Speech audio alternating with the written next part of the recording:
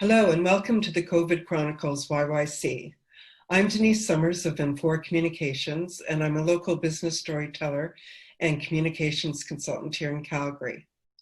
And today we're joined by Kevin Franco, entrepreneur in residence at the Platform Innovation Center.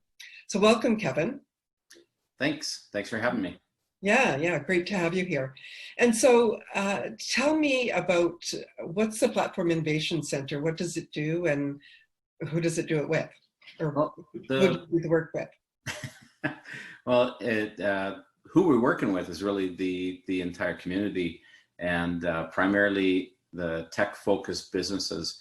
But the Platform Innovation Center is really, it's a collaboration of a number of groups that'll be working out of the Innovation Center, and it's led by Platform Calgary.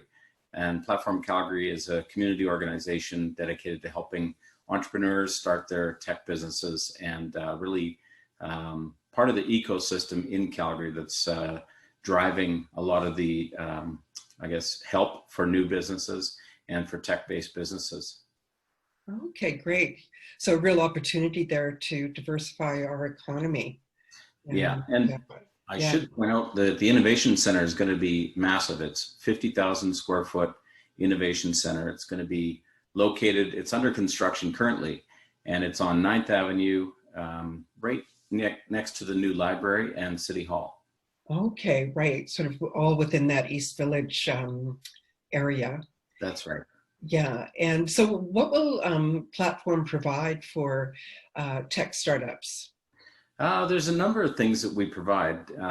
First and foremost, with it being a large facility, we're going to provide collision spaces, a place where people can meet up, places where people can host events that are kind of geared around startups or innovation. It'll be a meeting place for people in that ecosystem and in that, and if you want to be a part of the ecosystem, you can come there. And the idea is to have a place where 15 minutes in our Innovation Center should be like spending 3 weeks out in the wild, if you will, because you'll meet the people you need to meet with, people with similar interests in innovation, maybe, looking at changing the way things are done, coming up with new ideas, new businesses, and that'll be a really interesting place for people to collaborate. So That's layer one, is kind of like as a place to meet. Layer two is around programming and offering programs and providing the tools and the skills that are required to build these new tech businesses and to start a startup. There's a lot involved in that, and we've got a team of advisors and experts, people in the community outside of Platform Calgary, but people in the community as well, all come there to help and support new organizations to help them get off the ground. So, which otherwise they'd have to go out and try and find all that information themselves and find advisors, and so it just makes it a much more difficult journey to get up and running as a startup. Is that? That's right. Yeah. In the startup, part of the mantra or some of the things you hear in the startup culture is to fail fast, and it's really easy to fail slow. So you could spend a year working on something only to find out it doesn't work, or that there's no market for it, or there's no customers. And so we try and help some startups to find failure faster, to discover whether there's a market or not quicker. There's a lot to be learned in that, but there's also opportunity in that, where if they realize there's no market here, they can maybe pivot or change a little bit of what they're doing to address a market that maybe isn't readily apparent when they first start out. So those are some of the skills that comes from a little bit of experience in the market, a little bit of experience in understanding the methodologies around building that type of business. And that's what we help to provide.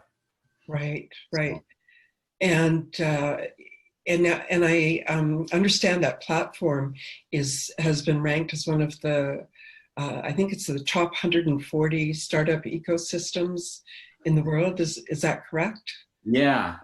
So there's, we were ranked, I think, number 52 of the emerging ecosystems. And then overall, I think it was around over the 100 mark for ecosystems. So we have been identified as a top 52 Yeah. ecosystem, emerging ecosystem in the world.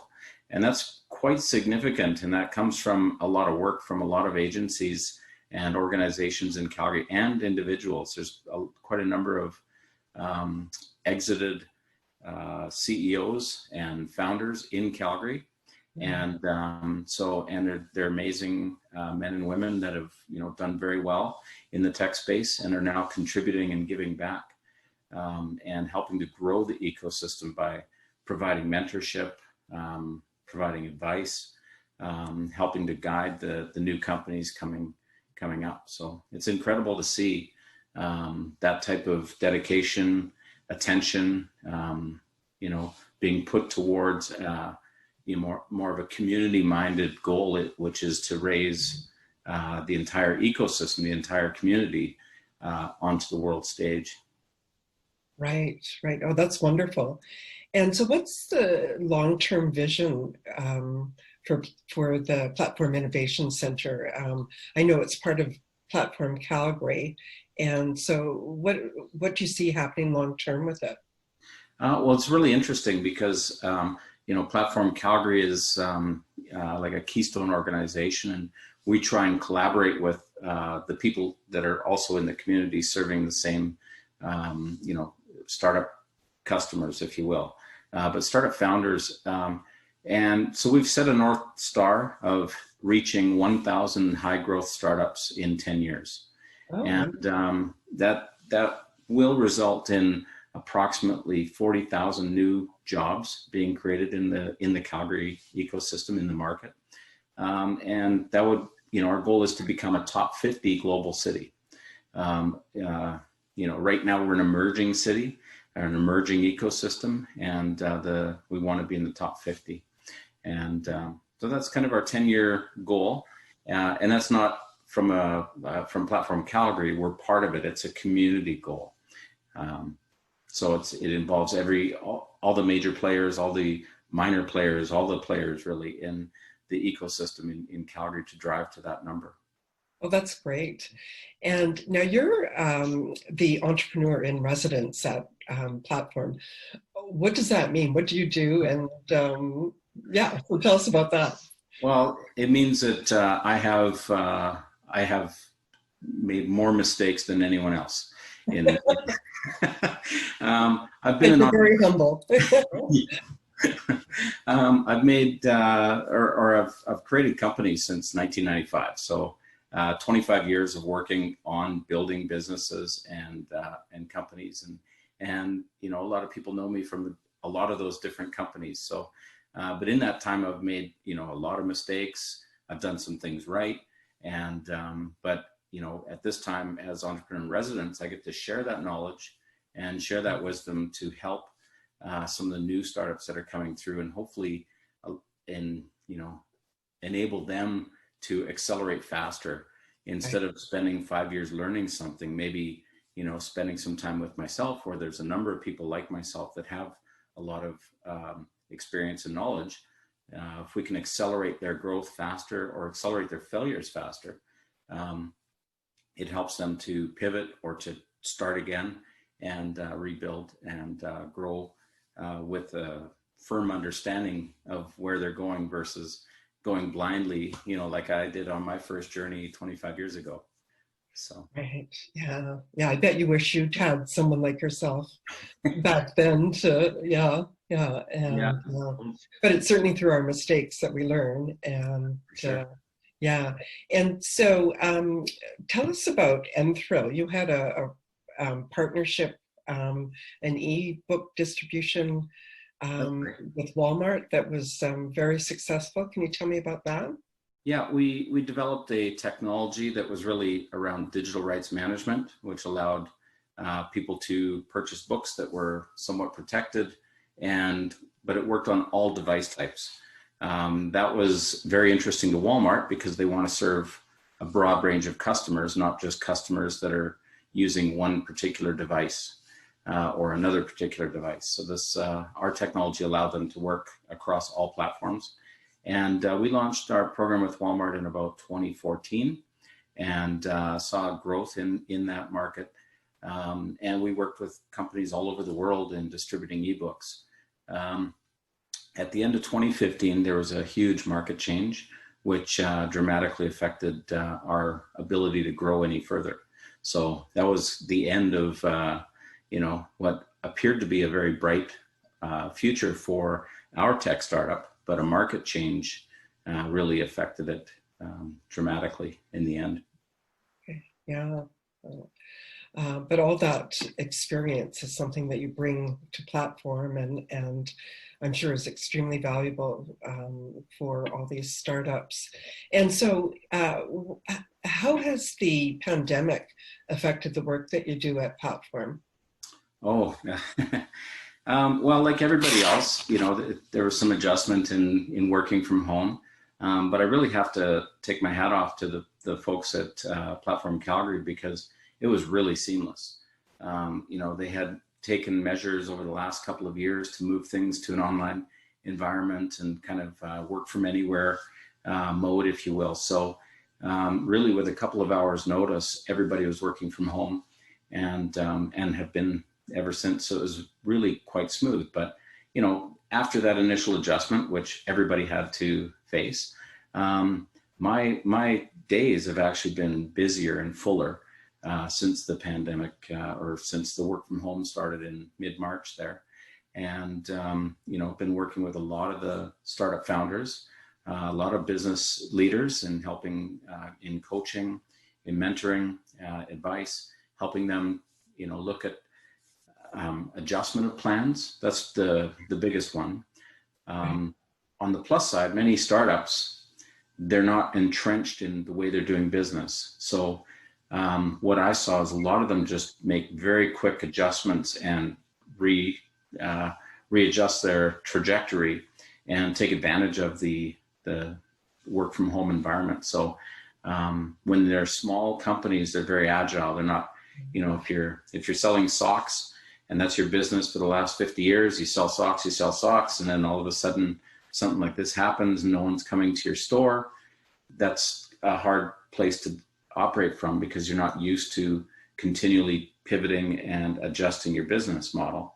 Whereas startup, that's really what they're doing, is they're continuing to adjust their business model. So adverse change for a startup is a lot different than a traditional business. So, and a lot of our efforts lately have been trying to figure out how we can help with the startups and align them with traditional business to help some of the Main Street business, shop owners and traditional companies utilize some of the new tech and some of the methods that tech uses to grow and pivot and be successful. Oh, okay, so you kind of turn things around where sort of the youngsters, so to speak, are helping the more established. Oh, okay, interesting. That's great. And youngsters meaning young companies. Many startup founders are actually a lot older than you might think. So. Right. Okay. And I understand you've got a summer program. Yeah. Can you tell me about that? So yeah, we started the Summer Inc. Oh boy, I've been working with the Summer Inc. program. I think the first time that I volunteered to work with it was in 2016. But it's a program that we work with the post-secondary institutions, and it provides students with a job, like they get to work on their business over the summer and get paid for it. So it's a paid program, and they go through our program, and we actually work on their company and help them through each of the aspects of building a business. And at the end of the summer, they head out the door back to school. It's pretty interesting. So we're working with the University of Calgary, Mount Royal University, and SAIT. And we have 13 teams comprised of 20 students. So they're about midway through the program now. We had 5 of those teams went through an AI or artificial intelligence stream, and they just graduated, I think, yesterday or today. So yeah, it's very exciting. Really neat programs that they're working on, and and the students are very open to, working within new frameworks as far as how to approach business, how to pivot, how to, make changes. It's quite exciting to see them develop. What a great opportunity for them, for sure. And so you've been in business, or you've been a business owner for a long time. And how would you define leadership, Kevin? What does that mean to you? Wow, that's a really good question. So I think everybody thinks of leadership in a lot of different ways. Right. And, I never really thought about like what would be, that soundbite description of what a leader is. I kind of look for transparency in operation, inclusiveness. So, bringing everybody in the team together to move things forward. But I think, integrity, high integrity, honesty. Nobody knows all the answers, right? So, but a good leader will, solicit all the help they can get to understand what needs to happen, and then make a decision and, get their team behind it. And so I think that having some of those core values as, integrity and honesty and transparency and, that is a big thing as far as getting, especially in startups, because you need to get, everybody needs to be on side, and everybody needs to pull more weight than they're normally used to pulling.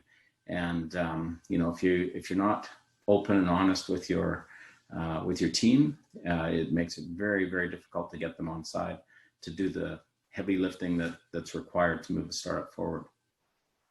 Right. I don't know if that answered the question on leadership, but and so, especially during this time of the pandemic, where we've talked about pivoting and being agile and so on. What does that mean to you? When you think of resiliency, what do you think of? Wow. Resiliency in a startup is really having the runway to make changes and to kind of persevere through some of that failure. Because most startups really they're not entrenched in a market yet, right? They're still searching for that ideal fit. The business model is still in adjustment. So the resiliency is more on the capital and the financial side, and perhaps a little bit on the human resource side, right? So as a startup founder, you're always worried, like, is my team going to be there next week? Is my team going to be there the week after? Because there's a lot of poaching that goes on in the tech space, because trying to find, tech people is very, very difficult. I think there's still almost a few thousand tech positions in Calgary waiting to be filled. So the demand for those positions on the programmer side, we'll say, is very high. So you're always kind of, worried about losing that. The runway is something that, if you're pre-sales or pre-revenue, you've got to look at that runway and say, how much time do we have left before we have to shut the doors? And so if you have runway and you are a leader that can keep your team, then I would say that would be resiliency in my mind in the startup space. Right. Okay. And so as a former business owner and somebody who's, been around the block, what advice do you have for small business owners? Oh boy. I think the biggest thing is to be open to change, open to new ideas. And there's a lot of help out there, right? So, but you got to find it. And I don't know, man, there's so many things. If I wrote down like an idea on every page, like the book would be so thick on things that could help. I think trust your gut is probably a big one, right? So, especially in the startup world, things are moving so fast. You don't have time to really spend a lot of time on certain decisions. And sometimes you need to trust your gut a little bit on that. Okay. You know, there's certain things that you need to gather enough evidence, and probably a good question to ask yourself is, you know, what more do I need? Like, is it data, more inputs from different team members? What do I need to make a decision, right?